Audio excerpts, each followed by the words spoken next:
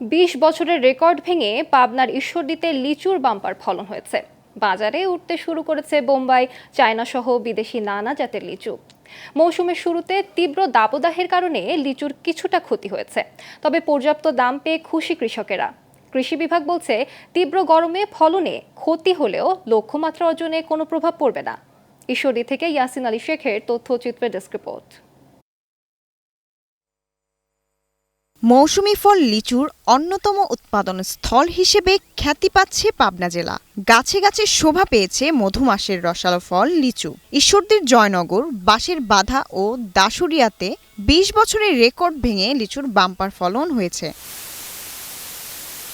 পাবনায় গেল সপ্তাহ থেকে দেশীয় লিচু বাজারে তোলা হচ্ছে, তবে লিচু চাষি ও ব্যবসায়ীরা বলছেন শুরুর দিকে তীব্র তাপপ্রবাহের কারণে লিচুর ক্ষতি হয়েছে, তবে বাজারে ভালো দাম পেয়ে খুশি হয়েছেন চাষিরা।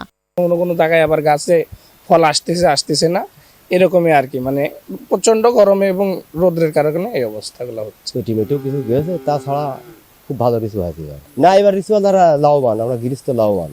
ঈশ্বরদীর লিচু দেখতে সুন্দর ও খেতে রসালো হওয়ায় চাহিদা বেশি, যাচ্ছে দেশ বিদেশে। আগামী সপ্তাহ থেকে পুরোদমে বাজারে উঠতে শুরু করবে বোম্বাই, চায়না সহ বিভিন্ন জাতের লিচু। ঈশ্বরদী বিখ্যাত লিচু, ঈশ্বরদী আপনার খুব সুন্দর লিচু হয়, লিচুটা মিষ্টিটা খুব সুন্দর। এগুলো ধরুন বিভিন্ন মুকামে যাচ্ছে, বিভিন্ন বাইরের পার্টি আসতেছে, তারা এখান থেকে কিনে নিয়ে চলে যাচ্ছে আড়তদারের মাধ্যমে। কৃষি বিভাগ বলছে গরমে লিচুর ক্ষতি হলেও লক্ষ্যমাত্রা পূরণে কোনো সমস্যা হবে না। ঈশ্বরদীতে এবার লিচুর বাম্পার ফলন হয়েছে।